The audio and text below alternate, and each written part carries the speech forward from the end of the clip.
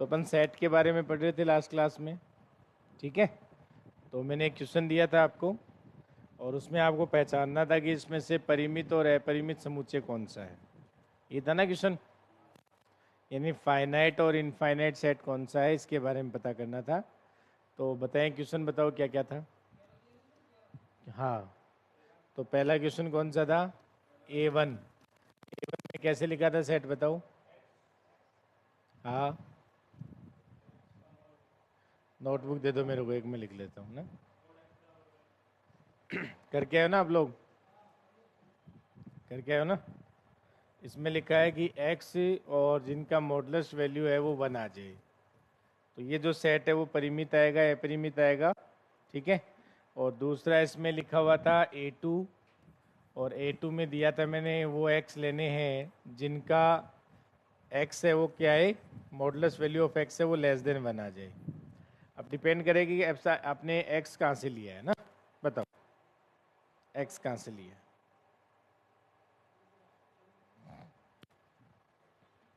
तो इसमें साथ में ये भी लिख लेना कि x belongs to r, real numbers की बात करें अपन, और यहाँ भी x बिलोंग्स टू r, यानी वास्तविक संख्याओं की बात कर रहे हैं। तो बताओ इसमें कौन से एलिमेंट आएंगे। मॉडुलस का मतलब जानते हो ना आप लोग, मॉडुलस का मतलब क्या होता है कि सर मॉडुलस का मतलब होता है अगर अपन मॉड ऑफ x है वो 1 आ रहा है तो x का मान क्या रख सकते हैं, या तो 1 रख सकते हैं या -1। तो इसका मतलब इस सेट में 2 एलिमेंट आ जाएंगे, एक तो 1 आ जाएगा और एक -1 आ जाएगा। तो मॉड ऑफ x का मतलब है कि अगर माइनस रखते हैं अपन तब भी पॉजिटिव आएगा और पॉजिटिव रखते हैं तब भी पॉजिटिव आएगा। तो इसका मतलब ऐसे कौन से 2 रियल नंबर हैं, एक तो -1 और एक 1। इसका मतलब ये जो सेट है वो क्या अपना फाइनाइट सेट है। क्या है, फाइनाइट सेट। इसमें बात करें तो अब इसमें कह रहा है कि ऐसे x लेने हैं आपको जिनकी मॉडुलस वैल्यू है वो क्या है 1 से लेस आए। तो अगर मैं बात करूं यहाँ पे अपने पास अगर ये वास्तविक संख्याओं का समुच्चय है, ये वाला, ये यहाँ 0 होता है, इधर अपन प्लस इन्फिनिटी की ओर जाते हैं, इधर माइनस इन्फिनिटी की ओर जाते हैं। तो वो कह रहा है कि मॉडुलस वैल्यू है वो 1 से लेस रहे। तो x की मॉडुलस वैल्यू 1 कब आएगी, 1 कब आएगी, जब आप x का मान 1 रखते हैं तब 1 आती है, और जब आप x का मान -1 रखेंगे तब भी 1 आएगी। इसका मतलब सर अगर मैं 1 की बात करूं और अगर मैं यहाँ -1 की बात करूं तो 1 पे वैल्यू मॉडुलस वैल्यू x की वो 1 हो जाएगी, और -1 पे वैल्यू है वो क्या हो जाएगी, वो भी 1 हो जाएगी। इसका मतलब इसमें ना तो 1 आएगा और ना ही इसमें -1 आएगा, ठीक है। लेकिन सर अगर आप ध्यान दे रहे हो तो यहाँ -1 से 1 के बीच की अगर मैं कोई भी वैल्यू लेता हूँ, क्योंकि 0 से 1 के बीच की वैल्यू आप लेंगे तो वो हमेशा मॉडुलस लगाएंगे तब भी 1 से लेस ही रहेगी अगर 1 शामिल नहीं करते हैं तो। और यहाँ से सर -1 से 0 के बीच में, तो ये जो नेगेटिव नंबर है ये पॉजिटिव हो जाएंगे मॉडुलस में। इसका मतलब 0 से -1 तक की सारी वैल्यू इसमें आ जाएंगी। तो इसका मतलब है कि इसमें कौन सी वैल्यू आ रही है सर, x का मान है वो कहाँ से कहाँ आ रहा है, -1 से 1 के बीच में, लेकिन -1 और 1 शामिल नहीं है, शामिल नहीं होंगे, ठीक है। तो यहाँ से अपन क्या लिख सकते हैं, इसमें वैल्यू कौन सी आएगी, -1 से 1 के बीच में। वैसे भी आप देखो ना, मैंने कहा था मोड, इसने लिखा है मोड ऑफ x है वो लेस देन 1 है। तो मैंने आपसे कहा था कि मॉडुलस ऑफ x का मतलब क्या होता है, एक बार ये पॉजिटिव में ओपन होता है, एक बार नेगेटिव में ओपन होता है। तो जब पॉजिटिव में ओपन होगा तो आप कहेंगे x लेस देन 1, और जब ये नेगेटिव में ओपन होगा तो -x इज लेस देन 1, और -x लेस देन 1 होने का मतलब क्या हो गया भाई, इसको आप माइनस से मल्टीप्लाई कर दो, क्या आ जाएगा सर, यहाँ से x आ जाएगा ग्रेटर देन -1। इसका मतलब क्या है कि x का मान 1 से छोटा होगा और -1 से बड़ा होगा। लिख सकते हो कि नहीं। सोल्व करने का तरीका क्या है इसमें कि सर एक बार तो आप इसको पॉजिटिव ले लो x को, एक बार आप नेगेटिव ले लो। तो जब पॉजिटिव लोगे तो x लेस देन 1 हो जाएगा, और जब आप -x लेस देन 1 है तो आप माइनस से मल्टीप्लाई करो तो ये साइन चेंज हो जाएगा यहाँ से, तो x का मान क्या आ गया माइनस। तो x का मान है वो 1 से तो छोटा है और -1 से बड़ा है, तो यही तो आ जाएगा इसमें। इसका मतलब है इसमें शायद फाइनाइट होगा, इनफाइनाइट होगा, इनफाइनाइट होगा, क्योंकि इससे बीच के सारे एलिमेंट आ रहे हैं बेटा, ये इसके बीच के सारे एलिमेंट आ रहे हैं तो कितने एलिमेंट आएंगे? इनफाइनाइट एलिमेंट आएंगे। हाँ, जेड होता तो 5 हो जाता। एक नहीं, 5 तो क्यों होता? जेड होता तो फिर 0 1 हो जाता, एक 0 आ जाता ना उसमें, नेचुरल में 5 हो जाता। हाँ, तो वो डिपेंड करता है। अगर मान लो इसी में आप इसी सेट को बना लो, अगर सर हम ऐसा बना लेते इसमें कि x और mod of x less than 1 है, लेकिन अगर x बिलोंग्स टू z कर देते आप लोग, तो इसमें केवल और केवल 0 ही आता और कोई नंबर ही नहीं आता, क्योंकि बाकी नंबर है वो तो क्या है सर? वो रियल नंबर है, यानी वास्तविक संख्या है वो, लेकिन वो क्या नहीं है? पूर्णांक संख्या नहीं है। भाई पूर्णांक संख्या 0 के बाद सीधी 1 आती है, और इधर 0 से पहले कौन सी आती है? -1 आती है। आप कह रहे हो -1 और 1 तो शामिल होंगी नहीं, इसका मतलब इसमें पूर्णांक संख्या आएंगी तो केवल 0 आ जाएगा। और अगर इसी में आप ये लिख देते हैं, अगर इसी सेट को अपन ये बना देते हैं इसी में कि अगर हमें लेना हो sir x such that mode of x is less than 1, लेकिन x कहाँ से बिलोंग कर जाता? नेचुरल नंबर से। अगर x बिलोंग कर जाता नेचुरल नंबर से, तो अपने पास कितना आ जाता है इसमें सर? ये सेट क्या आ जाता? 5। और एम्प्टी सेट होता है वो भी एक फाइनाइट सेट होता है। एम्प्टी सेट को क्या बोलते हैं? हमेशा परिमित समुच्चय में काउंट किया जाता है। तो इसका मतलब हमारे पास ये जो सेट है वो क्या होता है? परिमित। ये परिमित हो जाता, और ये भी परिमित, और ये अपरिमित हो जाता, और यहाँ से अगर अपन देखें तो सर ये भी क्या होता है? परिमित हो जाता। ये कौन सा सेट है? परिमित। तो यानी ध्यान रखेंगे आप कि सर यहाँ से परिमित सेट हो जाएगा। तो जो एम्प्टी सेट आता है वो भी हमेशा क्या होता है? फाइनाइट सेट होता है। आई बात समझ में? नेक्स्ट एग्जाम्पल क्या था? नेक्स्ट एग्जाम्पल क्या था? Mode x less than 1 and x natural number से था, ठीक है। फिर इससे नेक्स्ट एग्जाम्पल क्या था? A4 दिया था मैंने, और A4 क्या कह रहा था बताओ? वो x आएंगे जो x वक्रों y बराबर x स्क्वायर, वो x आएंगे जो वक्रों यानी इसमें लिखे वो x जो वक्रों y बराबर एक्स स्क्वायर तथा वक्रों y बराबर एक्स स्क्वायर तथा y बराबर x का प्रतिच्छेदन बिंदु का भुज हो। y बराबर x के प्रतिच्छेदन बिंदु का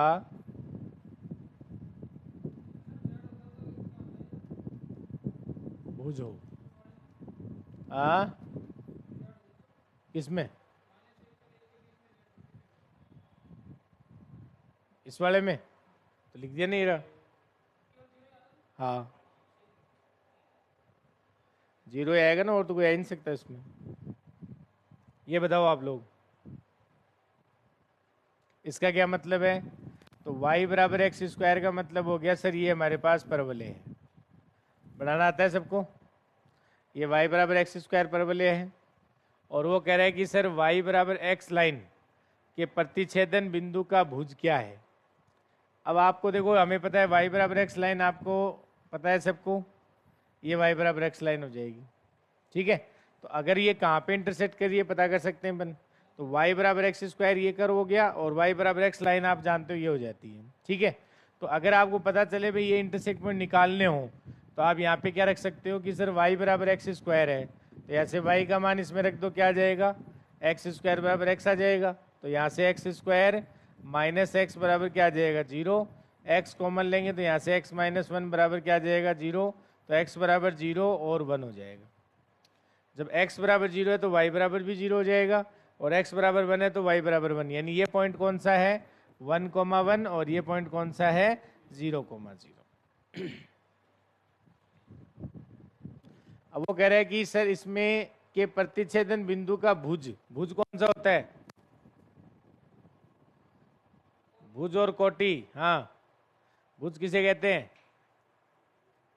तो पहली बात तो प्रतिच्छेदन बिंदु कितने हैं इसमें? 2 ही हैं, तो उनके जो भुज है वो क्या होंगे? एक का तो क्या होगा?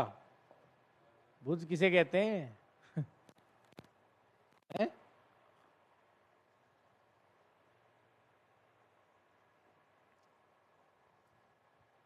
अरे 0 और 1 है। भुज कौन है इसमें?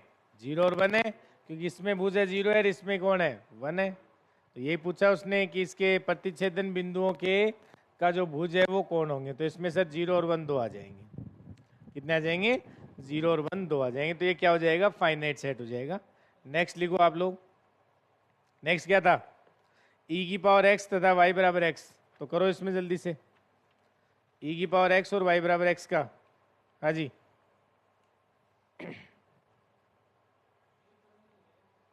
है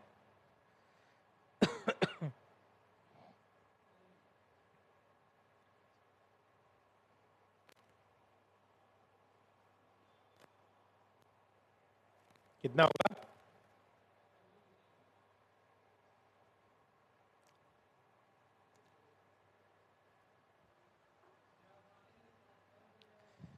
हाँ तो ग्राफ बना लो। क्या है बताओ? क्या था वक्र? बताओ क्या था? नहीं, वक्र क्या दिया था? y बराबर e की पावर x और e की पावर y बराबर x, ये तो थे ना। तो y बराबर e की पावर x था और दूसरा था y बराबर x, यही तो था ना। तो e की पावर x का ग्राफ क्या होता है? सर e की पावर ग्राफ x का ग्राफ ये हो जाता है। और ये कहाँ से निकलता है? जब x बराबर 0 होता है तो y का मान क्या होता है? 1। तो ये 0,1 से पास होता है। ठीक है। तो y बराबर x लाइन तो ये हो जाएगी। तो ये तो हमेशा यूँ बढ़ता इसका मतलब सर ये प्रतिच्छेदन कहीं करेंगे नहीं।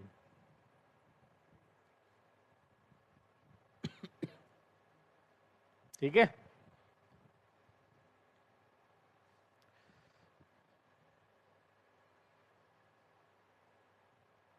और प्रतिच्छेदित कहीं नहीं होंगे ना, कहीं भी किसी बिंदु पे।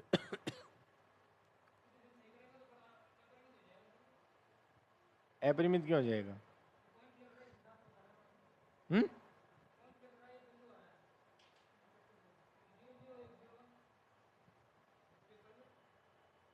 पॉइंट आएगा ही नहीं ना, कहाँ आएगा?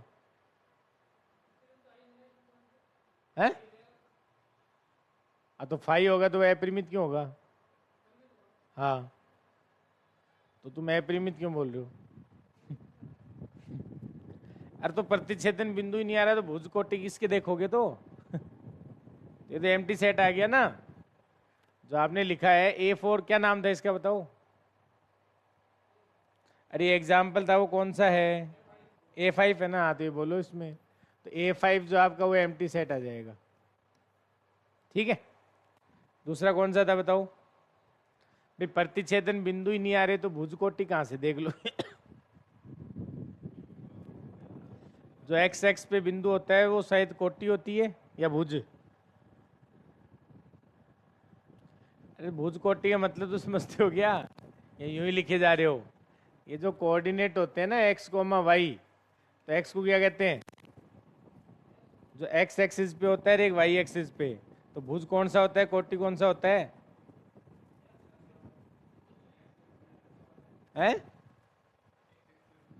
भुज होगा और दूसरा क्या हो जाता है? कोटि। हाँ तो वही तो है, और क्या अलग लिख रखा है उसने? तो समझते तो ना ये भुज कोटि का मतलब है। हाँ। दूसरा क्या था वो बताओ, आप तो छोड़ो इसको। हम्म।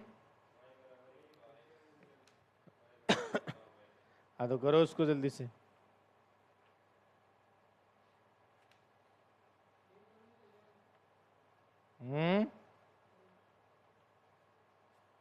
परिमित हो जाएगा।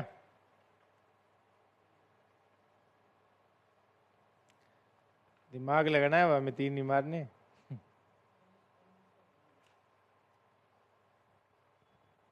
करो फटाफट।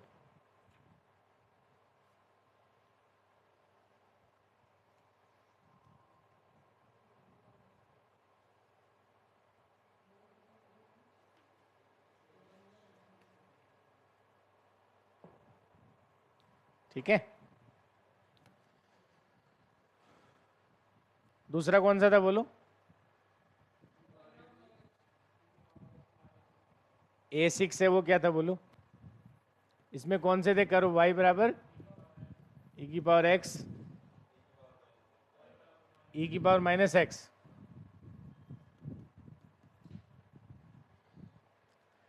तो देख लो आप यहां से। तो y बराबर e की पावर x का ग्राफ ये होता है और y बराबर e की पावर माइनस x का ग्राफ ये होता है। तो एक बिंदु पे इंटरसेक्ट करते हैं, कौन सा बिंदु होता है? 0,1। ठीक है, 0,1, तो इसमें एक ही आएगा। तो सिंगलटन है ये, एकल समुच्चय है। ठीक है, एकल समुच्चय है ये। तो लिख लो परिमित समुच्चय, परिमित समुच्चय। और कौन सा था?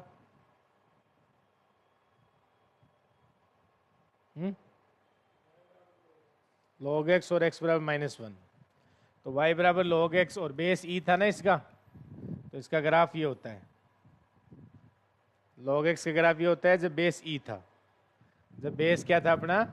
e था, तो इसका ग्राफ ये हो जाएगा। और ये जिस पे इंटरसेक्ट करता है ये कौन सा पॉइंट होता है? 1,0 होता है। ठीक है, जानते हो सारे ये। अब वो कह रहे हैं x बराबर -1, तो x बराबर -1 लाइन कौन सी होती है? सर x बराबर -1 तो ये लाइन होगी। तो यहाँ x बराबर -1 लाइन है, इसको एक भी बिंदु पे प्रतिच्छेद नहीं करेगी, तो फाई आ जाएगा। फाई आने का मतलब क्या है? परिमित समुच्चय हो जाएगा। एम्प्टी आने का मतलब क्या है? परिमित समुच्चय होना। ठीक है, नेक्स्ट कौन सा था? x² + y² less than equals to 1, ये था ना। तो ये फाइनाइट सेट हो जाएगा और ये भी इसमें सिंगलटन सेट हो जाएगा। तो ये परिमित है, ये भी परिमित है। ठीक है, लिख सकते हो इस तरीके से। और साथ में ये भी पता चल रहा है फाइनाइट सेट है कि नहीं है, और साथ में एम्प्टी सेट कौन सा है, एकल समुच्चय कौन सा है, सारी चीजें आप बता पा रहे हो। ठीक है, और इस टाइप के आपके क्वेश्चन एग्जाम में पूछे हुए, ध्यान रखेंगे। नेक्स्ट क्या था बताओ?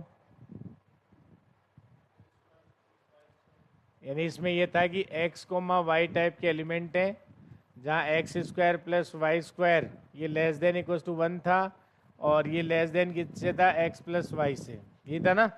और x और y कहाँ से लिए थे आपने? रियल नंबर से। तो x और y कहाँ से लिए थे अपन ने? x और y लिए थे सर r से। अब इसमें देखते हैं, देखो ध्यान दो, x और y कहाँ से लिए? r से। और x और y z से ले लेते तो क्या होता? अब आप एक बात बताओ, आपको पता है कि सर x² + y² बराबर 1, तो ये सर्कल का इक्वेशन होता है जिसका केंद्र 0, 0 होता है, त्रिज्या 1 होती है। तो इसका मतलब सर अगर मैं इसकी बात करूं तो ये इसकी बात कर रहा है। ठीक है, ये 1 रेडियस हो जाएगी और इसका जो मूल बिंदु है वो 0, 0 हो जाएगा, कोई दिक्कत नहीं है। अब वो कह रहा है यहाँ से इसने ऐसे लिखा है कि x² + y² less than equals to 1। इसका मतलब लेस देन इक्वल्स टू 1 होने का मतलब क्या है कि सर ये अंदर वाले पॉइंट है ना, ये भी इसमें शामिल हो जाएंगे। भाई आपको पता है x² + y² बराबर 1 जो आता है उसका मतलब तो केवल परिधि के पॉइंट आते हैं, और जब लेस देन साथ में आ जाएगा इसका मतलब इसके अंदर के पॉइंट भी हैं और इसके परिधि के पॉइंट भी हैं, अंदर के पॉइंट भी हैं और इसके परिधि के पॉइंट भी हैं। ये हम यहाँ से देख सकते हैं, बात समझ में आ गई। लेकिन वो साथ में क्या कह रहा है? वो कह रहा है कि सर x + y जो है वो ग्रेटर देन इक्वल्स टू 1 है। x + y है वो क्या है? 1 से बड़ा है। तो पहले सर हम एक काम करते हैं कि x + y बराबर 1 लाइन है वो दर्शा लेते हैं, क्योंकि आपको पता है ये 1 रेडियस का सर्किल है। तो ये बिंदु कौन सा होता है सर? ये 1,0। ये बिंदु कौन सा होता है? 0,1। और ये बिंदु कौन सा होता है? -1,0। और ये बिंदु कौन सा होता है? 0,-1। ये तो जानते हो सारे। ठीक है, अब देखो सर x + y बराबर 1 लाइन दर्शाते हैं अपन। ठीक है, दर्शाओ।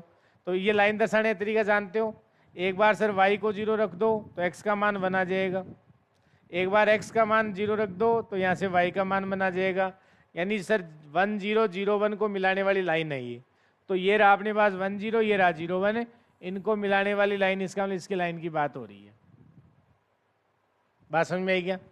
और ये कह रहा है कि सर x + y बराबर 1 लाइन तो ये हो गई, लेकिन यहाँ देखो क्या कह रहा है वो, sir x + y greater than equals to 1 है। तो या तो इसके लाइन के इधर का आएगा या उस साइड का आएगा, लेकिन इधर का आने का मतलब है सर 0, 0 रख के देख लिया हमने, तो 0, 0 इसको सेटिस्फाई नहीं कर रहा है, इसका मतलब उस साइड में आएगा। तो इसका मतलब सर ये वाला एरिया आएगा। बताओ समझ में आया कि नहीं आया? ये वाला एरिया आएगा। और इसमें कितने बिंदु हैं सर? इनफाइनाइट बिंदु है, अनंत बिंदु है। तो ये क्या था? अपरिमित समुच्चय था। क्या था? अपरिमित समुच्चय। बताओ समझ में आया कि नहीं आया? लिख सकते हैं बात? लिख लो।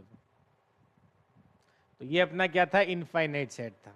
क्या था, इनफाइनाइट सेट। लिखो सभी जल्दी से। और अगर मैं ये जेड से ले लेता तो भाई,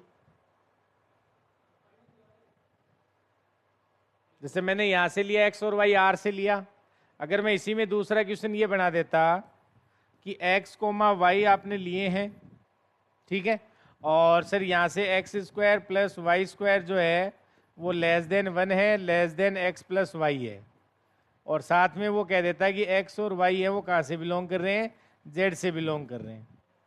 तो बताओ कौन कितने बिंदु आते? 4 कौन से?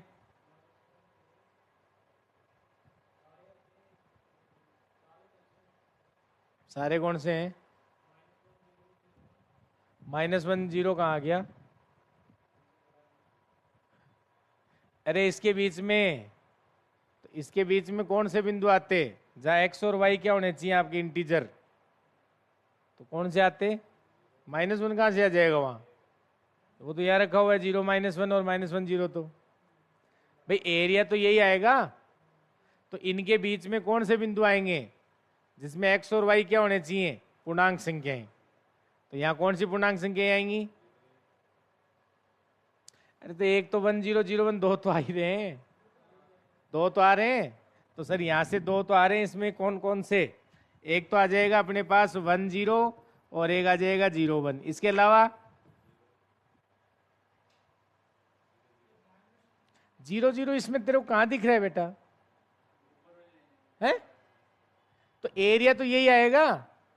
अब इसमें सारे बिंदु नहीं आएंगे क्योंकि वहां तो एक्स और वाई क्या था, वास्तविक संख्याएं थी, तो इसका लिए सारे बिंदु ले लिए सर आपने। अब इस एरिया में से ये जो आपने यहाँ डिसाइड कर रखा है ना, इसमें से वो एक्स वाई लो जिनके एक्स और वाई क्या है, पूर्णांक संख्याएं होनी चाहिए। एक्स और वाई दोनों क्या होनी चाहिए, पूर्णांक संख्याएं। तो पूर्णांक संख्या यहाँ पे एक तो सर 0 1 आ जाएगा, वो 0 भी पूर्णांक है, 1 भी पूर्णांक है, एक आ जाएगा 1 0। अब यहाँ ये जो अपने पास नंबर है इसमें पूर्णांक संख्याएं कौन सी हैं? आपको पता है यहाँ 1 के बाद पूर्णांक संख्या 2 आती है बेटा, और यहाँ पूर्णांक संख्या आगे कितनी आती है, -2, सॉरी प्लस का 2, मतलब तो ये आता कौन सा, 0,2 और यहाँ 2,0। तो उन दोनों को मिलाने वाली लाइन वहां जहां मिलती तो वहां पे अपने पास इंटरसेक्ट पॉइंट बनता। बात समझ में आ रही है क्या? अब भाई बात ये आ रही थी कि भाई सर 1,1 यहाँ आएगा कि नहीं आएगा, लेकिन 1,1 यहाँ नहीं आएगा। क्यों नहीं आएगा? क्योंकि 1,1 है वो इसको सेटिस्फाई नहीं कर रहा।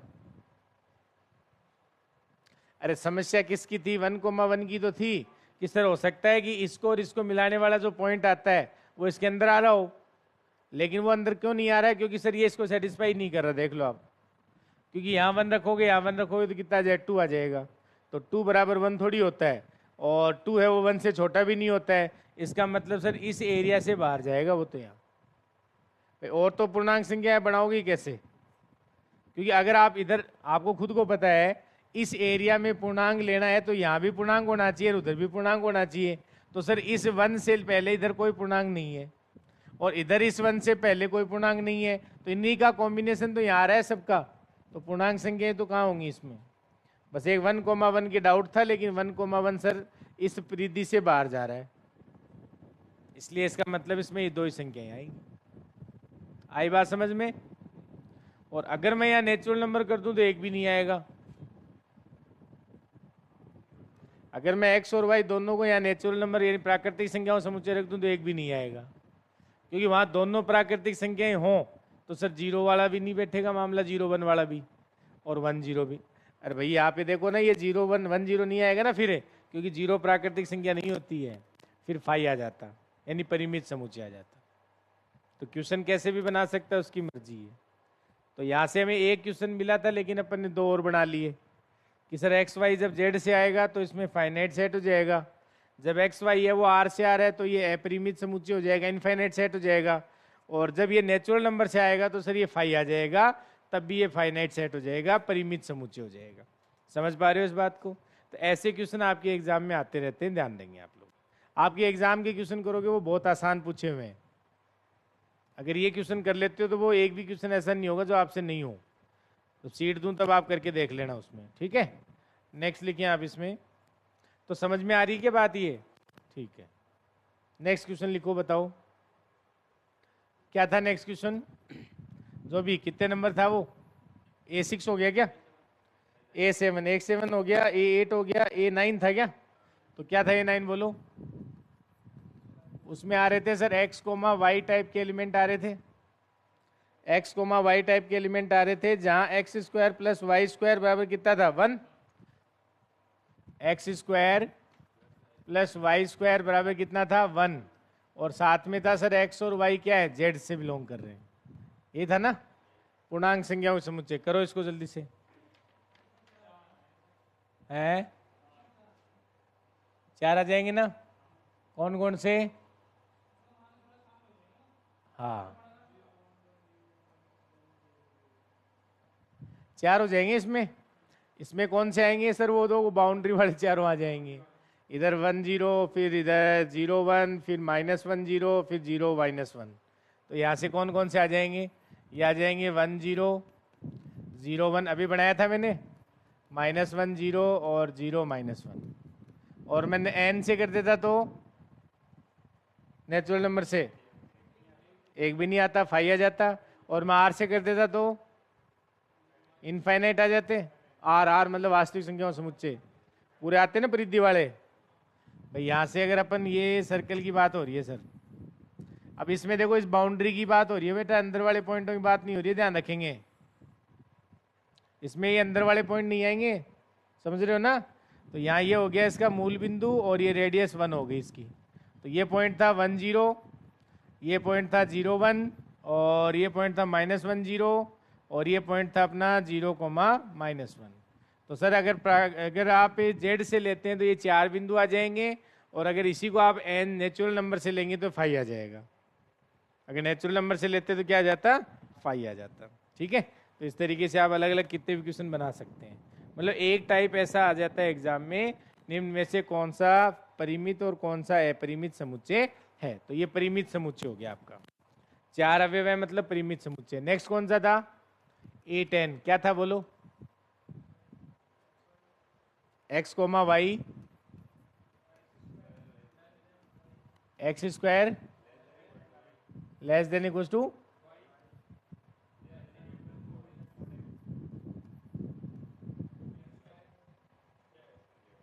ये था क्या? और एक्स वाई कहाँ से बिलोंग कर रहा है? करो देखें किस किस ने किया इसको, या देखते ही किस किस ने ऊपर हाथ कर दिए, हथियार डाल दिए हैं? बताओ परिमित आया क्या अपरिमित आया, कौन बताएगा? मैंने इनके ग्राफ तो बताए थे तुम्हें, मॉड एक्स का ग्राफ बताया था, याद है क्या?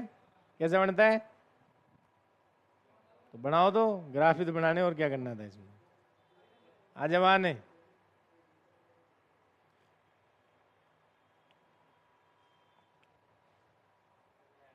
क्लास में नहीं था क्या?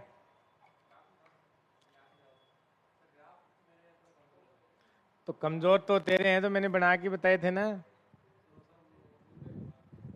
तो क्यों लिखे क्यों नहीं? उतारे नहीं थे तो उतारा करो बेटा। अब अपन को नहीं आता है तो अपन को उतारना चाहिए वो चीज़। वो नहीं उतारे जिनको आते हैं, इनको तो आते हैं, मैंने इंटीग्रल कैलकुलस में पढ़ा दिए थे। तो अपन को जो चीज़ नहीं आ रही है वो अपन को लिखनी है, जिनको नहीं आ रही है वो क्यों लिखेंगे? तो मैंने सारे ग्राफ इसलिए बनाए थे कि भाई ग्राफ बनाने में दिक्कत आएगी बच्चों को, इसलिए मैंने पहले ही बना के दे दिए थे तुम्हें। लेकिन बच्चे हैं कि बस उसी टाइम समझ लेते हैं सब, इतने होशियार मत बना करो ना, थोड़ा दिमाग भी लगाना है। पहले आप एक बात बताओ, ग्रेटर देन लेस देन को जान दो। मैंने आपको कितनी बार कहा, मैं जब भी ग्राफ बना रहा हूँ पहले हमेशा इक्वल टू का साइन रखा करो। लेस देन ग्रेटर देन का तो बाद में डिसाइड करेंगे ना अपन। पहले तो आप ये बताओ, यहाँ से एक ग्राफ तो सर है y बराबर मोड एक्स का, बताओ सहमत हो गए इस बात से? और सर एक ग्राफ है y बराबर एक्स स्क्वायर का। तो पहले ये दोनों बना लो, ये लेस देन है ग्रेटर देन है वो बाद की बातें हैं। तो y बराबर एक्स स्क्वायर का ग्राफ तो अभी बताया था मैंने, क्या होगा बता? तो ये लो, ये बना ले, ये हो गया y बराबर एक्स स्क्वायर का ग्राफ। और मोड एक्स का ग्राफ क्या बताया था मैंने? मोड एक्स का ग्राफ क्या बताया था सर? मोड एक्स का ग्राफ आपने ये बताया था, नहीं बताया था क्या? मोड एक्स का ग्राफ यही बताया था। ठीक है। अच्छा, अब कईयों की दिक्कत ये आ सकती है कि सर हमें कैसे पता चलेगा कि ये जो लाइन है वो बाहर से जाएगी या अंदर से जाएगी? तो उसका इलाज है अपने पास। इलाज है, क्योंकि y बराबर मोड x का मतलब क्या है कि सर अगर इस तरफ देखेंगे तो ये y बराबर x है। भाई y बराबर x कब होता है? जब x ग्रेटर देन 0 है। और सर y बराबर माइनस एक्स कब होता है? जब x मेरा लेस देन 0 है। मतलब ये कौन सी लाइन है? y बराबर x लाइन है। और ये कौन सी लाइन है? y बराबर माइनस एक्स लाइन है। तो देख लेते हैं सर इंटरसेक्ट पॉइंट कौन से आएंगे। तो अब आप खुद देखो, जब यहाँ y बराबर x रखोगे इसमें तो क्या आएगा? एक्स स्क्वायर बराबर x आएगा सर। तो x बराबर x माइनस 1 और बराबर 0, तो यानी x बराबर 0 आएगा और एक x बराबर 1। इसका मतलब सर ये दो पॉइंट पे इंटरसेक्ट करेगा। कौन कौन से पे? एक तो 0 0 पे करेगा और सर एक करेगा 1 1 पे। बात समझ में आई क्या? लेकिन सर इधर वाला भी चेक करना है, तो इधर वाला चेक करेंगे तो y बराबर क्या रखेंगे? माइनस एक्स रखेंगे, ना कि x रखेंगे। ये ध्यान रखना था इसमें, क्योंकि ये लाइन कौन सी होती है? y बराबर x लाइन। और ये कौन सी लाइन होती है? y बराबर। तभी तो आप देखो ना, आपने कहा कि मॉडुलस हमेशा पॉजिटिव देता है। तो पॉजिटिव तभी तो देता है कि सर x अगर पॉजिटिव है तो ये y बराबर x ओपन हो जाता है, और जब x नेगेटिव है तो ये माइनस एक्स होता है, ताकि नेगेटिव वैल्यू रखो x की जगह, क्या आ जाएगा वापस? पॉजिटिव। मॉडुलस ओपन करना आता है ना सबको, ये ध्यान रखना है इसमें। तो यहां से अब दूसरा अपने पास वैल्यू निकालनी, क्या आएगा बताओ? माइनस एक्स बराबर एक्स स्क्वायर। तो आप इसको उधर ले जाओ तो क्या आएगा सर? एक तो x बराबर 0 आएगा, एक माइनस 1 आएगा। एक तो x बराबर 0 आएगा, एक माइनस 1 आएगा। तो अब आप खुद सोचो सर, एक तो ये पॉइंट हो गया 0,0 और x बराबर माइनस 1 है, तो y बराबर कितना आएगा? 1। इसका लिए कौन सा पॉइंट है सर? माइनस 1 1 पॉइंट है। इसका मतलब ये इंटरसेक्ट करेगी, इंटरसेक्ट करेगी। लेकिन अभी अपना एरिया ये नहीं था। उसने क्या कहा कि सर जो y है, अब देखो वो क्या कह रहा है, y greater than equal to x square है कि नहीं है? है। अरे y क्या है? Greater than equal to x square है। तो अब आपको ये पता है कि सर ये हमारा परवलय है। अब या तो इसके अंदर वाला भाग आएगा या सर इसके बाहर वाला भाग आएगा। आया ना? तो इसके अंदर वाला भाग आएगा, तो यहाँ कोई ना कोई पॉइंट ले लेते हैं अपन। 0,1 इसके अंदर होगा, तो 0,1 सेटिस्फाई कर रहेगा इसको। 0,1 का मतलब है x का मान 0, y का मान 1। नहीं कर रहा? अच्छा यार तुम जब x का मान 0 रखो, y का 1 रखो, तो 1 0 से बड़ा नहीं होता है क्या? इसका मतलब सर ये अंदर वाले पॉइंटों की बात कर रहा है। इसमें तो ये हो गया, ये सभी की पॉइंटों की बात कर रहा है, ठीक है। लेकिन सर एक मिनट रुको, उसने कहा है कि y है वो less than equal to mod x है। ये भी तो दिया है इसने। तो चलो अपन को ये चेक करना है कि सर ये जो लाइन है, इसके इस साइड का एरिया आएगा या इसके इस साइड का एरिया आएगा, ये डिसाइड करना है। तो अब आप बताओ, ये जो अपने पास लाइन है, इससे किस साइड का एरिया आएगा यहाँ पे? सर इस साइड का आने का मतलब, तो यहाँ कोई पॉइंट ले लेते हैं अपन 1,0। 1,0 रख के देख लो, इसमें सेटिस्फाई कर रहा है क्या? रख लो, x को 1 रखो और y को 0 रखो। कर रहा है कि नहीं कर रहा है? इसका मतलब बाहर वाला एरिया आएगा। तो बाहर वाला आने का मतलब सर ये तो ये आएगा। कौन कौन समझ गया इस बात को? अरे ये कह रहा था इधर वाला आएगा, ये कह रहा है इधर वाला, इसका मतलब बीच वाला आ जाएगा। और इस साइड में बात करेंगे तो सर यहाँ -1,0 होता है, तो -1,0 रखेंगे तो क्या सेटिस्फाई कर रहा है कि नहीं कर रहा है? कर रहा है। इसका मतलब सर यहां से ये भाग आ जाएगा। बोलो, तो इसका मतलब ये वाला एरिया आएगा, ये और ये वाला। लेकिन इतने हार्ड क्वेश्चन आपके पूछे हुए नहीं है आज तक। ये तो आप ये मान लो कि इसमें तो पूरा ही नॉलेज हो गया आपका।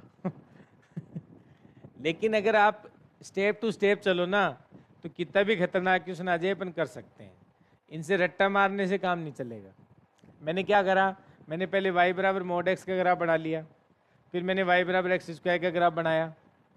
तो अब हमें ये ग्राफ बना लिया। अब हमें क्या देखना था कि भाई कौन बाहर है, कौन सा वाला एरिया आएगा। तो मैंने आपसे कह दिया कि जब भी आप एरिया चेक करें कि अंदर वाला आएगा या बाहर वाला, तो कोई भी एक देख लिया करो। अब आप देख लो, जो इस लाइन से ऊपर एक भी पॉइंट इसको सेटिस्फाई नहीं करेगा, आप रख के देख लो, रख के देख लिया करो, ऐसे घबराने की जरूरत नहीं है। आगे बात समझ में, बस ये ध्यान रखना है, ठीक है। लेकिन पूछा क्या था वो तो बताओ। एक्स और वाई क्या है, जेड से ले रहा है क्या, तो जेड से ले रहा है तो पॉइंट आएंगे, एक तो 0 0, एक 1,1 और एक आएगा -1,1। और कोई आएगा क्या, और नहीं आएगा कोई भी। और अगर मान लो ये आर से ले लेता तो ये अपरिमित हो जाता, क्योंकि ये सारे बिंदु आते और ये भी आते। तो डिपेंड करता है कि आपने कहां से लिया है। और नेचुरल नंबर का ले लेता तो एक आ जाता, एक आ जाता ये वाला। तो देख लो, एक क्वेश्चन 3 क्वेश्चन बना रहा है आपके। अगर एक्स वाई जेड से लेंगे तो ये 3 बिंदु, और जब आप एक्स वाई नेचुरल नंबर से लेंगे तो केवल एक बिंदु, और जब एक्स और वाई आपके पास से आर से आ जाएंगे तब ये अपरिमित बिंदु आ जाएंगे, मतलब इनफाइनाइट सेट हो जाएगा। तो आप तीनों क्वेश्चन लिख लिया करो साथ में।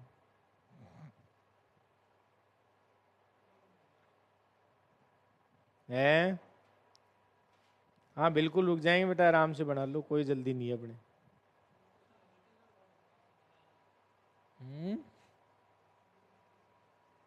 क्या कह रहे हैं,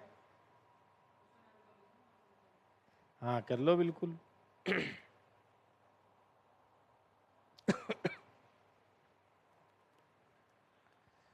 हो गए एक और बच्चे में, एक और है क्या, बताओ तो।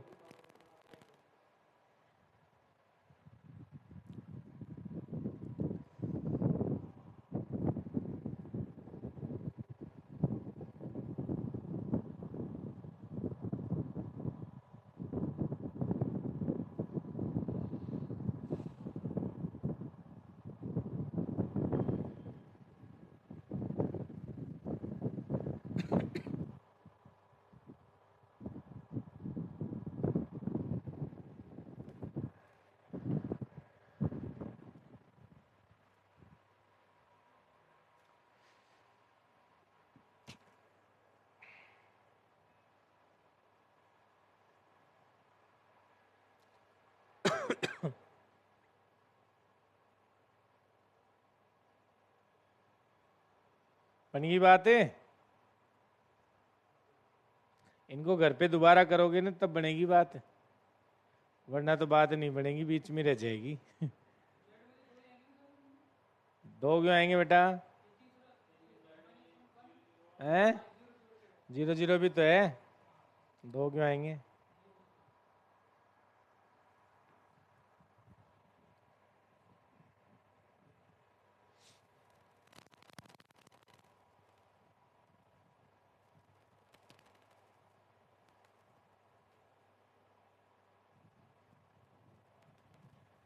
और ऐसे समझने, अब इन तीनों को रख के भी देख लो, चाहे आप इन तीनों बिंदु को रख के देख लो उसमें। कहाँ पर, तो कहाँ रखोगे, ये जो इसने दिया है इसमें रखो बेटा। हाँ, तो 1,1 रखो इसमें। सेटिस्फाई हो रहा है क्या, हो रहा है ना। यहाँ 1 आएगा, यहाँ 1 आएगा, यहाँ 1 आएगा, फिर आप 0 0 रखो, 0 0 0, फिर आप रखो -1,1, तो ये 1 आएगा, ये 1 आएगा, ये 1 आएगा। सेटिस्फाई हो रहेंगे नहीं, लेकिन y -1 नहीं आ सकता। -1 को अगर अपन 1, -1 रखें तो नहीं आएगा इसमें, क्योंकि यहाँ -1 होगा, यहाँ 1 होगा, तो 1 -1 से छोटा थोड़ी होता है। समझ रहे हो क्या बात को, तो रख के दोबारा देख सकते हो आप। तो अगर जेड से ले रहे हैं तो 3 बिंदु आएंगे, नेचुरल नंबर से लेंगे तो एक बिंदु आएगा, और अगर वास्तविक संख्याओं समुच्चय से लेंगे तो ये पूरे इनफाइनाइट आ जाएंगे, अपरिमित बिंदु आ जाएंगे, और अपरिमित समुच्चय हो जाएगा ये। एक और बच गया, आप बता रहे हो, वो और बता दो, चलो तो क्या था बोलो। x, y टाइप के एलिमेंट आएंगे। अच्छा x ही था क्या, बोलो तो। वो एक्स आएंगे जो, अच्छा ये था कि e की पावर x प्लस e की पावर माइनस एक्स बटे 2 और बराबर कोस x, ये था क्या? चलो ये तो आसान सा ही है। कर लिया क्या सबने? कितने बिंदु हैं? एक, कौन सा? जीरो मतलब 0 0?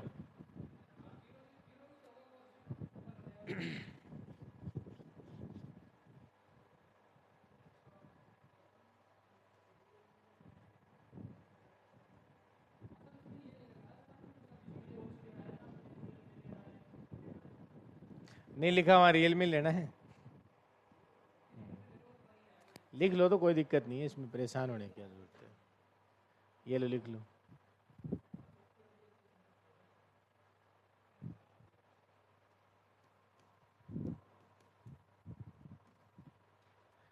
तो कोई नहीं, एक्स भी रियल भी लिख लो, जेड भी लिख लो, एन भी लिख लो, जो तुम्हारी मर्जी है सब लिख लो यहाँ। फिर देखो आंसर क्या आएगा। कैसे आएगा बता, कैसे? तो जीरो मान रख लिया, वो ठीक है, मैं समझ गया। जीरो के अलावा कोई नहीं होगा, कैसे? अच्छा रख लिए तूने सारे? अंदाज नहीं चलता है बेटा, लॉजिक दो। अकेला जीरो ही क्यों आएगा?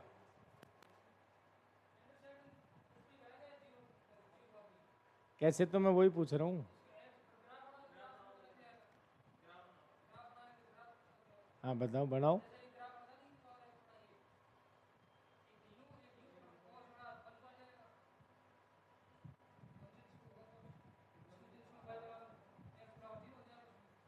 तो ग्राफ बना कौन सा, बताओ मेरे को। हम्म, जल्दी बोलो, ग्राफ दिखा दो। नहीं तो ग्राफ ये कहाँ बना तो हैं भाई? ये कह रहे हो आप e की पावर x का ग्राफ है, ठीक है, और ये बन रहा है e की पावर माइनस एक्स का, ठीक है। ये तो e की पावर माइनस एक्स का है, ये e की पावर x का है। बाई 2 करना है तो इन दोनों के बीच में बनेगा, तो इसका ग्राफ ये आना चाहिए। अब दिक्कत पता है, जब आप जीरो पे लेते हैं तो कोस का ग्राफ बनाते हैं तो वो ये आता है। तो ये अब यहां से ये टच करेगा एक बिंदु पे। अब किसी बच्चे के दिमाग में ये आता है कि सर ये एक ही बिंदु पे टच करेगा, इसकी क्या जरूरत है? तो जरूरत क्या है, कैसे पता चलेगा? क्योंकि सर यहां जीरो से, देखना समझना इस बात को, जीरो से राइट साइड में देखें अगर अपन, तो सर ये हमेशा इस e की पावर x अगर बढ़ेगा। अरे ये तो एक इंक्रीज करने वाला फंक्शन है, यानी बढ़ता ही जाएगा सर हमेशा। तो ये मान 0 1 से जैसे ही साइड में निकलोगे तो ये तुरंत बढ़ता है, और कोस का मान सर तुरंत घटता है। कोस कैसे आएगा? कोस तो यूं आएगा, और सर वो यूं होता है। इसका मतलब ये केवल और केवल एक बिंदु पे टच करते हैं। बात समझ में आएगी मेरी बात? मैंने क्या कहा यहाँ पे कि जैसे, क्योंकि इंटरसेक्ट पॉइंट ये तो जीरो पे, तो पता समझ में आ रहा है ना। अरे यहाँ e की पावर जीरो का मतलब कितना होता है? अरे e की पावर जीरो मतलब 1 होता है, ये तो पता है ना। और यहाँ e की पावर माइनस जीरो मतलब 1 होता है, और 1 + 1 कितना हो गया? 2, और 2/2 1 हो गया। और कोस जीरो का मान क्या होता है? 1। तो 1 = 1, यानी जीरो पे तो सेटिस्फाई हो रहा है। लेकिन सर जीरो से इधर भी कोई बिंदु ले लो, चाहे इस साइड में ले लो, वो यहाँ इंटरसेक्ट बिंदु नहीं आएंगे, ध्यान रखना। क्यों नहीं आएंगे? क्योंकि सर 1 से इस साइड जैसे ही चलोगे आप, या अपन कहें 0 से इस साइड चलेंगे, तो कोस तो नीचे आता है, और e की पावर ये वाला जो ग्राफ है वो ऊपर जाता है, और इस साइड में भी ये ऊपर जाएगा और कोस नीचे आएगा। तो केवल एक ही बिंदु पे इंटरसेक्ट करता है, 0 पे। तो ये ध्यान रखना, इसमें केवल और केवल एक ही एलिमेंट आएगा, और वो आएगा 0, ठीक है। अगर नेचुरल नंबर ले लोगे तब तो 5 हो जाएगा, और इंटीजर ले लोगे तब ये वही 0 एलिमेंट रहेगा, अकेला अकेला 0 रहेगा उसके यानी 1 हो जाएगा, एकल समुच्चय हो जाएगा। तो ये बातें हैं, लेकिन अपन आगे और पढ़ेंगे इनको, जब ग्राफ पढ़ेंगे तब और भी आसान हो जाएंगे, कोई बड़ी बात नहीं है। जब मैं फंक्शन के ग्राफ पढ़ाऊंगा ना, उसके बाद ये क्वेश्चन आपके बहुत आसान हो जाएंगे, यूँ लगेंगे जैसे तुरंत होने वाले क्वेश्चन हो। ठीक है, तो इस चीज़ का थोड़ा सा ध्यान रखेंगे, लिख लो। तो ये बात समझ में तो आ गई ना। तो ये थोड़ा सा ढंग से बना लेना भाई, मतलब इनका जो ये ग्राफ बनेगा ना, तो अगर मैं बना के बता दूं सर ये यूं बन रहा है, तो जो कोस का ग्राफ आएगा वो यूं आएगा थोड़ा सा। तो आपको दिखना चाहिए कि हाँ सर वाकई में एक ही पॉइंट पे इंटरसेक्ट कर रहा है ये। ठीक है, इसे एक पॉइंट पे इंटरसेक्ट करेगा, बस ये था और कुछ नहीं था।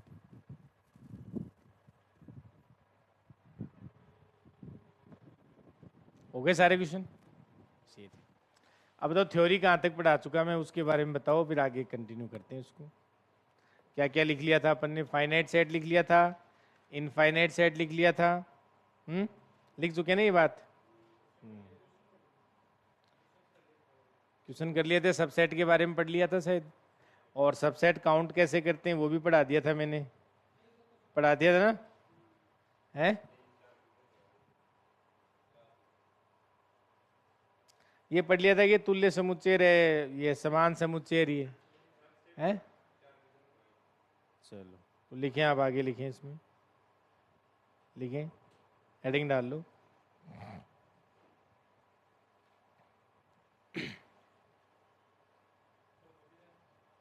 है अच्छा, कॉपी, एक सेकंड देख लेता हूँ क्या क्या पढ़ा दिया।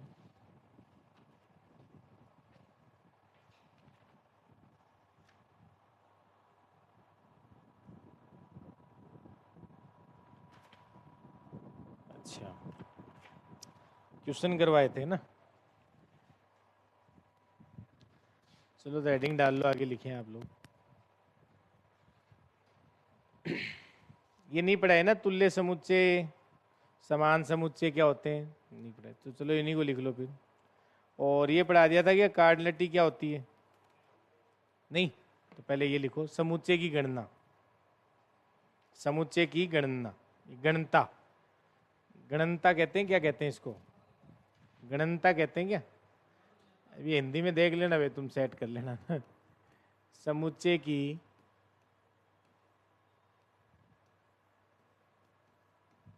गणनता, ऐसे लिखते हैं क्या? ठीक है, हेडिंग डाल लो और लिखिए कार्डिनलिटी ऑफ ए सेट।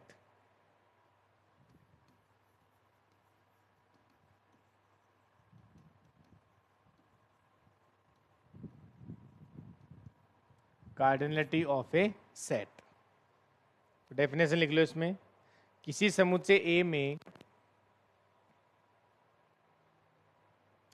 किसी समुच्चय ए में अवयवों की संख्या को, किसी समुच्चय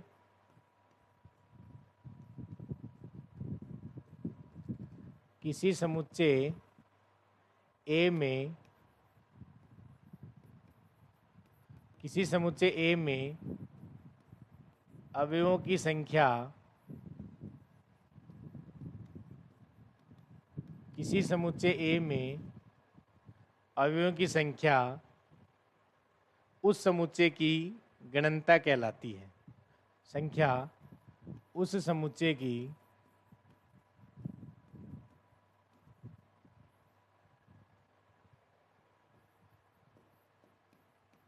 गणनता कहलाती है।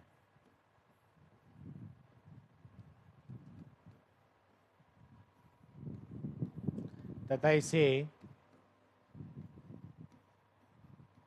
इसे मापांक ए, यानी कि कार्डिनलिटी ऑफ ए, तो ये लिखते हैं, या कई जगह ऐसा भी लिखा आता है ऑर्डर ऑफ ए, कई जगह लिखा आता है एन ऑफ ए। तो तीनों में से कोई भी नोटेशन यूज लिया जा सकता है, एक ही बात है। ठीक है, द्वारा दर्शाया जाता है। द्वारा दर्शाया जाता है, द्वारा दर्शाया जाता है। ठीक है, लिख लेंगे। ठीक है, यानी number of elements in A set. तो किसी सेट में अवयवों की जो संख्या होती है उसे क्या कहते हैं? उस समुच्चय की गणनता कहते हैं। जैसे मान लो एग्जाम्पल दिया जाए, अगर मान लो मैंने कहा कि एक कोई सेट है जिसमें एलिमेंट है ए बी सी, तो इस समुच्चय की गणनता कितनी हो जाएगी? 3 हो जाएगी। तो यहाँ से कार्डिनलिटी ऑफ ए बराबर कितनी आ जाएगी? 3 आ जाएगी। ठीक है, और अगर मैं इसी में एग्जाम्पल अगर ये ले लूँ कि मान लो मैंने एक सेट लिया है 1 2 3, तो यहाँ से मैं लिख सकता हूँ कार्डिनलिटी ऑफ ए बराबर कितना आ जाएगा? 3 आ जाएगा। तो देखो इन दोनों सेट जो समुच्चय हैं, इन दोनों समुच्चयों की गणना समान है कि नहीं है? इसकी भी 3 है और उसकी भी 3 है, लेकिन सर समुच्चय बराबर नहीं है। इसमें तो एलिमेंट कौन से आ रहे हैं? ए बी सी, और जबकि उसमें कौन से एलिमेंट आ रहे हैं? 1 2 3। मतलब अगर कि दो समुच्चयों की गणना बराबर है तो इसका मतलब ये नहीं है कि वो दोनों समुच्चय बराबर हो जाएंगे। बात समझ में आई कि नहीं आई? अगर दो समुच्चयों की गणना अगर सेम है तो जरूरी नहीं है कि वो समुच्चय सेम हो जाएं। ये अपन को ध्यान रखना है। ठीक है, अब मैंने आपसे कहा था, याद करो, अब ये जो समुच्चय है इसकी गणना 3 हो गई, तो सर जो परिमित समुच्चय होगा, फाइनाइट सेट होगा, उसकी गणना तो अपन गिन के बता देंगे कितने अवयव आएंगे। लेकिन जैसे मान लो अपरिमित समुच्चय आ जाए जिसमें इनफाइनाइट एलिमेंट है, तो उसकी गणना को अपन ने वैसे अपने सिलेबस में या नहीं है, लेकिन उसको अपन अलिफ नोट से दर्शाते हैं। ये कार्डिनल नंबर होते हैं जो अगर पढ़ा हो, कैंटर थ्योरम पढ़ा होगा, फिर एक कैंटर हाइपोथेसिस आता है, तो ये सारी कहानी कैंटर की लिखी हुई है। कैंटर एक वैज्ञानिक थे, उन्होंने लिखा था। तो उन्होंने ये बताया था कि सर अगर हमारे पास कोई नेचुरल नंबर यानी प्राकृतिक संख्याओं का जो समुच्चय है जिसमें एलिमेंट क्या थे? 1 2 3 एंड सो ऑन, ये हमारे पास क्या होता है? अपरिमित समुच्चय होता है। तो इसकी जो कार्डिनलिटी आती है वो वैसे तो इनफाइनाइट आती है। अब अपने लिए तो सर ये इनफाइनाइट होता है, अपन जो जानते हैं उसमें अपन कहते हैं सर इनफाइनाइट होगा। और अगर अपन जेड लिखते हैं जिसमें पूर्णांक संख्याएं आती हैं, अपन लिखते हैं 0 + -1 + -2 एंड सो ऑन, तो सर यहाँ भी अपन तो लिखते हैं इसकी गणना कितनी हो जाएगी? सर यहाँ भी इनफाइनाइट हो जाएगी, अपरिमित हो जाएगी। बोलो हाँ या ना? लेकिन एक्चुअल में देखा जाए ना तो इनकी जो गणना है वो अलिफ नोट से दी जाती है। किससे दी जाती है? अलिफ नोट। तो इसको अपन ऐसे लिखते हैं, नेचुरल नंबर के सेट की कार्डिनलिटी हो, चाहे इंटीजर नंबर के सेट की कार्डिनलिटी हो, चाहे रैशनल नंबर के सेट की कार्डिनलिटी हो, इन सब को दिया जाता है अलिफ नोट। मैं नीचे लिख देता हूं, इन सब की जो कार्डिनलिटी है वो किससे दर्शाई जाती है? वो सर अलिफ नोट से दर्शाई जाती है। किससे दर्शाई जाती है? अलिफ नोट से। ये कार्डिनल नंबर होते हैं। तो ऐसा नहीं है कि भाई अपन जानते नहीं है तो इनको दर्शाया नहीं जाता है। और देखो यहाँ से इन सब की जो गणनता है वो सेम होती है, यानी इनकी कार्डिनलिटी सेम होती है। तो कुल अवयव इनमें दोनों में बराबर होते हैं, सब में। जबकि आपको देखने से छोटा बड़ा नहीं दिखता इनफाइनाइट के अंदर, ध्यान रखना। इनफाइनाइट में छोटा बड़ा इस तरीके से नहीं देखा जाता है। इनफाइनाइट में छोटा बड़ा कैसे देखा जाता है? इन दो सेट के बीच में एक की आच्छादक फलन दर्शाया जाता है। तो जिन दो समुच्चयों के बीच में एक की आच्छादन फलन मिल जाता है तो उन दोनों समुच्चयों की जो गणनता है वो हमेशा बराबर रहती है। बात समझ में आई क्या? लेकिन ये हमें ज्यादा डिटेल से पढ़ना नहीं है, लेकिन इतना ध्यान रखने में कोई बुराई नहीं है कि सर गणनता के हिसाब से ये दोनों समुच्चय हैं वो बराबर होते हैं, लेकिन समुच्चय बराबर नहीं होते हैं, ध्यान रखना। इसमें तो नेचुरल नंबर आते हैं, इसमें सर पूर्णांक संख्या इससे बहुत ज्यादा आती हैं, तो ये बराबर समुच्चय नहीं है दोनों। ये तो मैंने पहले ही बता दिया कि गणनता सेम होना समुच्चय बराबर होने को दर्शाता ही नहीं है, जरूरी नहीं है। ये ना पढ़ने, ये तो यहां भी फेल हो गया था। देखो ये रहा, इसमें कितने ए बी सी लिया मैंने और वहां क्या लिया मैंने? 1 2 3। तो सर यहाँ पे देखो इसमें इनकी कार्डिनलिटी सेम है, लेकिन सर समुच्चय सेम थोड़ी है। तो कार्डिनलिटी यहाँ भी सेम है इन तीनों की, लेकिन समुच्चय तो बराबर नहीं है ना बेटा। तो समुच्चय बराबर नहीं है, लेकिन इनकी जो कार्डिनलिटी है वो बराबर होती है। लेकिन ध्यान रखें, इनकी बराबर होती है, लेकिन सर जो आप वास्तविक संख्याओं का समुच्चय लेते हैं और जो आप क्यू कॉम्प्लीमेंट यानी अपरिमेय संख्याओं का समुच्चय लेते हैं, इसकी जो कार्डिनलिटी है वो सी से दर्शाते हैं। किससे दर्शाते हैं? सी से। और ये जो अलिफ नोट होता है, इससे ये जो सी होता है ये बड़ा नंबर होता है, इसके जस्ट बाद यही नंबर आता है। इसका मतलब सर जो वास्तविक अलिफ नोट लिख दिया ना, अलिफ नोट, हाँ जो मैं बोल रहा हूं ऐसे लिख लो, अलिफ नोट। ये नाम होते हैं बेटा, इनके कार्डिनल नंबर होते हैं। अगर आपने पढ़े हो तो बचपन में पढ़े हुए तो सबने है, लेकिन ध्यान कौन देता है। सी होता है, ये वैसे होता है, ये जो सी आप लिखते हो ना, ये 2 की पावर अलिफ नोट होता है, ये सी के बराबर आता है। अभी ज्यादा हो जाएगा, जाने दो क्योंकि आपकी पूछा नहीं जाएगा। ये मैं जब ज्यादा डिस्कस करूंगा, जब मैं आपको रियल पढ़ाऊंगा, वहां काम आएंगी चीजें। लेकिन आप तो ऐसे भाई नॉलेज के लिए याद रखो ना, एग्जाम में आए नहीं, हमें क्या करना है, जरूरी थोड़ी हर चीज एग्जाम में आए उसी के लिए पढ़ी जाती है। तो आज से ये पता चल गया सर, इनफाइनाइट सेट में भी छोटा बड़ा होता है। तो ये सेट है, समुच्चय हैं, वो कार्डिनलिटी वाइज बराबर होते हैं बेटा, ध्यान रखना। मैं फिर कह रहा हूं, गलती मत कर देना, ये समुच्चय बराबर नहीं होते हैं कि उल्टा सीख जाओ ये कार्डिनलिटी वाइज बराबर होते हैं, लेकिन समुच्चय बराबर नहीं है। समुच्चय तो कैसे बराबर हो सकते हैं, जबकि ये तो इसका प्रॉपर सबसेट होता है और ये इसका प्रॉपर सबसेट होता है, तो समुच्चय बराबर नहीं है कभी भी। आई बात समझ में? और सर ये वास्तविक संख्याओं का समुच्चय है और ये अपरिमेय संख्याओं का समुच्चय है, ये भी दोनों बराबर होते हैं। अब आपके दिमाग में यार सर इस आर में से पूरा रेशनल परिमेय हटा देते हैं फिर भी बराबर रहता है, तो इसे तो रियल एनालिसिस कहते हैं ये दिखती नहीं है बेटा, जैसा अपन देखते हैं वैसे नहीं चलते हैं इसमें कंसेप्ट, इसीलिए बच्चे इसमें परेशान रहते हैं। क्योंकि हमारी सदस्य से आदत क्या पड़ी हुई है, बस कि ये इसमें से निकल गया, ये छोटा हो गया, ये इसमें जुड़ गया मतलब बड़ा हो गया। अपन हमेशा हर सेट को वैसे ही देखते हैं, जबकि रियल एनालिसिस सेट्स को ऐसे नहीं पढ़ती आगे। अगर आपको कार्डिनलिटी वाइज बराबर दिखाने हैं, इसका मतलब उन दोनों के बीच में आप एक की आच्छादक फलन दिखा दो। इसका मतलब वो क्या हो जाएंगे, एक दूसरे के सिमिलर सेट। इनको सिमिलर सेट बोला जाता है। सिमिलर सेट होते हैं जो कौन से समुच्चय बोलते हैं, तुल्य, तुल्य समुच्चय होते हैं ये, वो मैं अभी लिखवाऊंगा। तुल्य समुच्चय होते हैं ये, एक तो होते हैं समान समुच्चय, एक होते हैं तुल्य समुच्चय, है ना, तो वो लिखवा देंगे। तो ये बात समझ में आएगी नहीं? इसका मतलब सर कार्डिनलिटी वाइज अगर अपन देखें तो ये बराबर थे, और एक एग्जाम में तो पूछा हुआ भी है, वो यूपी में कौन सा एग्जाम उसमें पूछा हुआ है, मैं सीट में क्वेश्चन डाल रखा है, देख लेना आप लोग। इससे बड़ा होता है ये वास्तविक संख्याओं का समुच्चय और बराबर होता है सर क्यू कॉम्प्लीमेंट। इनकी बराबर इनकी तो होती है सी और इन सब की होती है सर अलिफ नोट। तो याद रखने में कोई बुराई नहीं है बेटा, ध्यान रख सकते हो आप। इसलिए देखने से छोटा बड़ा इनफाइनाइट में नहीं बता सकते अपन। इनफाइनाइट में छोटे बड़े का लिहाज रखा जाता है। आज से एक नई बात यह आपको सीखने को मिली है कि सर उसमें भी छोटे बड़े होते हैं।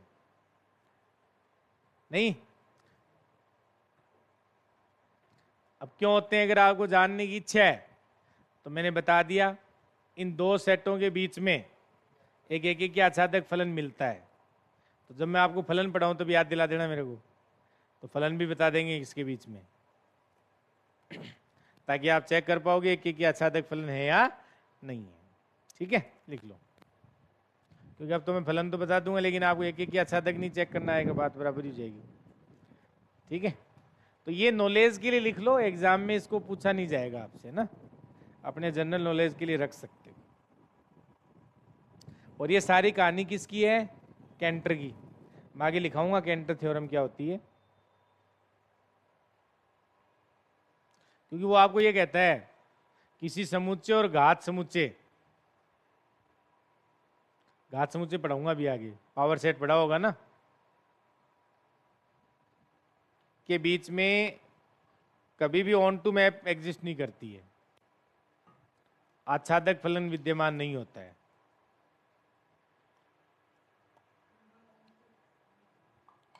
अब वो ये चीजें तभी बताएंगे जब आपको मैं फंक्शन पढ़ाऊंगा, अभी बताने का कोई मतलब नहीं है, वरना वही है फिर आच्छादक में परेशान होते रहोगे। तो अभी आप इतना ही लिख लो, ज्यादा लिखने की इसमें आवश्यकता नहीं है।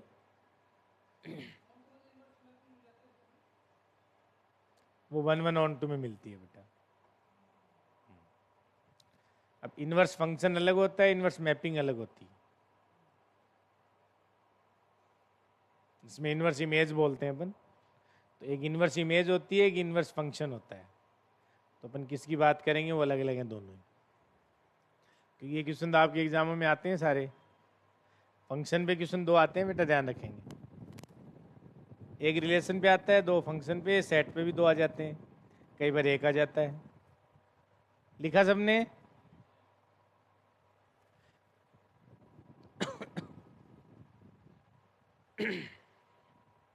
तो ये थी सेट्स की कार्डिनलिटी। अब आप लिख लेंगे इसमें समान समुच्चय और पहले तुल्य समुच्चय, इक्विवेलेंट सेट।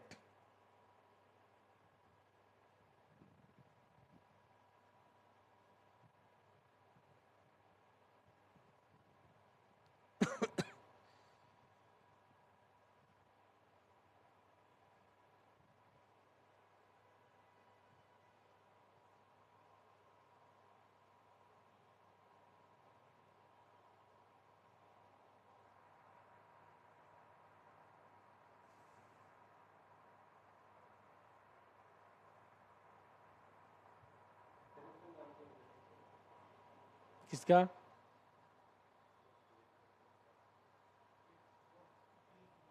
हाँ, तो ऐसे ही लिख लो, अलिफ नोट। हाँ, यही बोलते हैं इसको बेटा, हिंदी में भी यही बोलते हैं, इंग्लिश में भी यही बोलते हैं।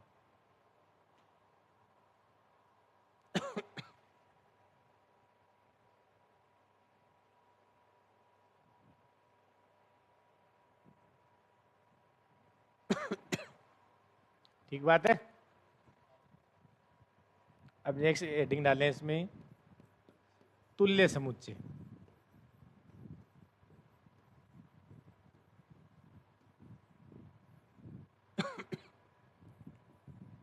Equivalent set.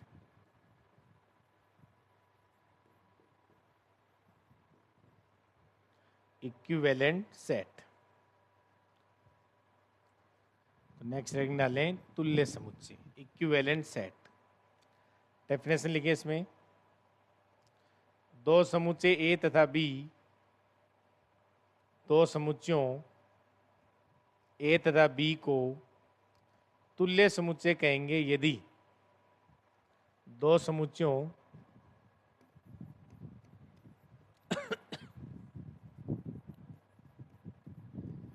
ए तथा बी को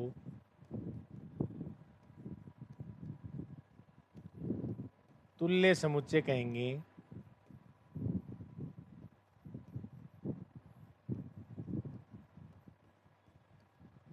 यदि, यानी 2 समुच्चयों ए तथा बी को तुल्य समुच्चय कहेंगे यदि कार्डिनलिटी ऑफ ए बराबर क्या हो जाए, कार्डिनलिटी ऑफ बी हो जाए। तो तुल्य समुच्चय का मतलब है उनकी कार्डिनलिटी बराबर होनी चाहिए। ठीक है ना? इसका मतलब सर आपने अभी जो ये लिया था प्राकृतिक संख्याओं का समुच्चय, आपने लिया था यहाँ पे पूर्णांक संख्याओं का समुच्चय, या आपने लिया था परिमेय संख्याओं का समुच्चय, तो ये आपस में सारे तुल्य समुच्चय हैं, ये ध्यान रखेंगे। क्या है? तुल्य समुच्चय हैं। ठीक है, लिख लो इसको, एग्जाम्पल लिख लो। और ऐसे मैंने यहाँ लिया था एक तो 1 2 3, तो यहाँ से अपन क्या लिख सकते हैं, एग्जाम्पल लिख लो। एग्जाम्पल लिख सकते हैं, अगर मैं ए डिफाइन कर दूं मान लो 1 2 3, और मैं बी डिफाइन कर दूं मान लो मैंने ए बी सी ले लिया, तो सर यहाँ से ये दोनों क्या है, तुल्य समुच्चय हैं। क्या है? तुल्य समुच्चय हैं। यहाँ ए तथा बी तुल्य समुच्चय हैं। ए तथा बी क्या है? तुल्य समुच्चय हैं। ठीक है। और यहाँ से अगर अपन बात करें सर नेचुरल नंबर, इंटीजर तथा रैशनल, ये सभी भी क्या है, तुल्य समुच्चय हैं। और वास्तविक संख्याओं का समुच्चय तथा तथा क्यू कॉम्प्लीमेंट, ये तुल्य समुच्चय आपस में, क्योंकि इनकी कार्डिनलिटी सेम थी ना, इनकी तीनों की कार्डिनलिटी सेम थी। तो इसका मतलब सर तुल्य समुच्चय चेक करने के लिए हमें क्या देखना है, उनकी कार्डिनलिटी सेम होनी चाहिए। क्या सेम होनी चाहिए? उनकी कार्डिनलिटी सेम होनी चाहिए, बस इसको हमें ध्यान में रखना है। ठीक है, लिख लेंगे आप लोग।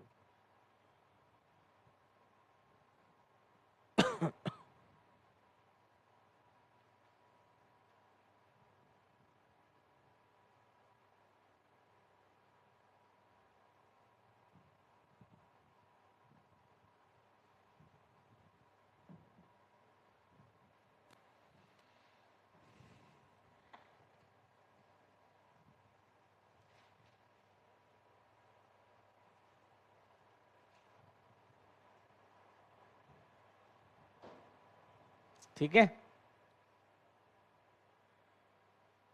फिर लिखेंगे समान समुच्चय। नेक्स्ट हेडिंग डालेंगे समान समुच्चय।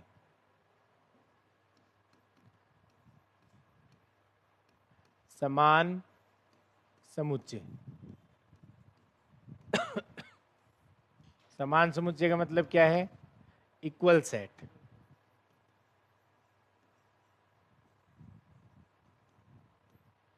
इक्वल सेट, तो लिख लो इसमें दो समुच्चयों ए तथा बी को समान समुच्चय कहेंगे। लिख लो दो समुच्चयों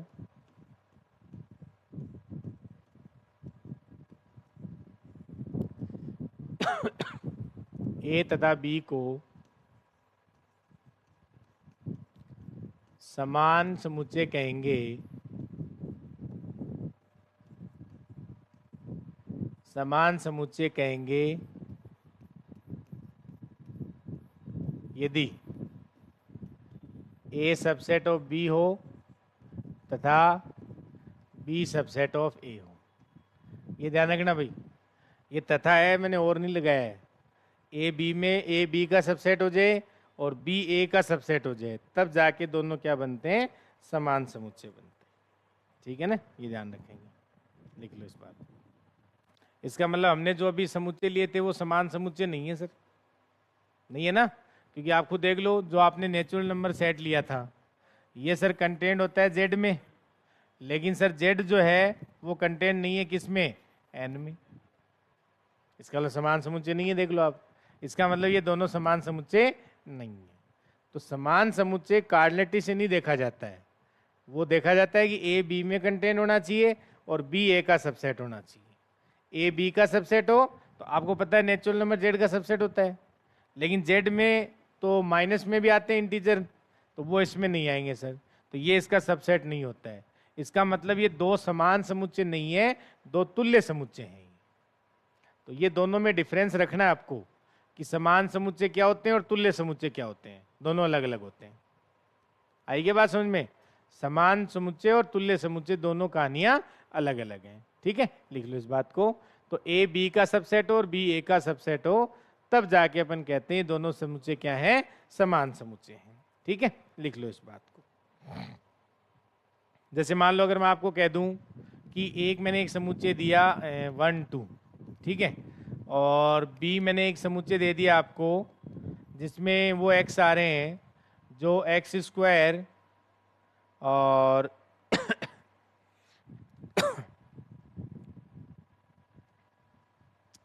यहां से अगर अपन ले लें माइनस का 3x और +2 बराबर 0, ठीक है, एंड x और y कहां से ले लिए मैंने? z से ले लिए।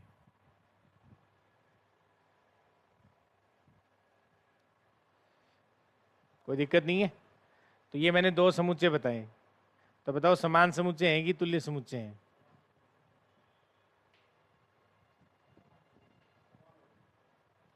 समान हो गए ना, क्योंकि बी में भी ये एलिमेंट आएंगे 1 और 2। अरे इसके रूट निकाल लो, क्या आएंगे? 1 और 2 आ जाएंगे। इसका मतलब सर ये भी 1 2 लिखा हुआ है और ये भी 1 2 लिखा है, तो देखने में तो दोनों बराबर नहीं लग रहे हैं, लेकिन सर अवयव इसमें भी 1 2 आ रहे हैं, क्योंकि ए बी का सबसेट है और बी क्या है, ए का सबसेट है। इसका मतलब क्या है कि सर ए और बी हैं वो दोनों समान समुच्चय हैं। तो तुल्य समुच्चय अलग बात होती है, समान समुच्चय अलग बात होती है। इन दोनों में डिफरेंस आप हमेशा रखेंगे, आपको इस चीज का ध्यान रखना है। आई बात समझ में? लिख लो इस बात को।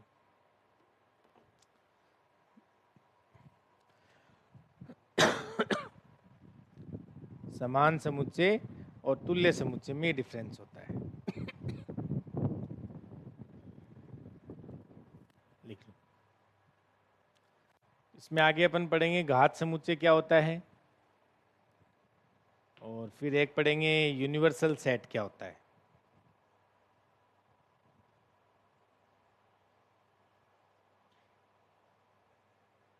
और फिर इसमें अब ज़्यादा नहीं बचा है, सेट में वैसे पढ़ने को ज़्यादा नहीं होता है, अपन तो क्वेश्चन ज़्यादा कर रहे हैं इसलिए ज़्यादा टाइम लग रहा है। वैसे अगर आप देखोगे ना इसकी थ्योरी उठा के, तो आपको लगेगा कि अपन एक दिन में पढ़ सकते हैं सेट को, क्योंकि भाई क्वेश्चन अपन ज़्यादा करें इसलिए अपन को टाइम ज़्यादा लग रहा है। वरना डेफिनेशन आप ऐड करो, देखो कितनी डेफिनेशन है, कोई ज़्यादा डेफिनेशन थोड़ी है। अब कल भी अपन ने क्वेश्चन किए थे। वरना अगर अपन ने बात करें उपसमुच्चय की, तो उपसमुच्चय की डेफिनेशन तो अपन को पता है, ए बी का उपसमुच्चय कब होगा, जब ए का प्रत्येक अवयव बी में हो जाए। अरे पढ़ा तो इतना ही था। तो क्वेश्चन ज्यादा करोगे तो थोड़ा 1 2 दिन ज्यादा लग जाएंगे, वरना वो जल्दी हो जाता है। लेकिन अभी अपन को ज्यादा मतलब जल्दी करनी ही क्यों है, आराम से पढ़ सकते हैं अपन। ठीक, तो अभी ये इतना ही पढ़ते हैं, बाकी अपन कॉम्प्लेक्स पढ़ेंगे। हाँ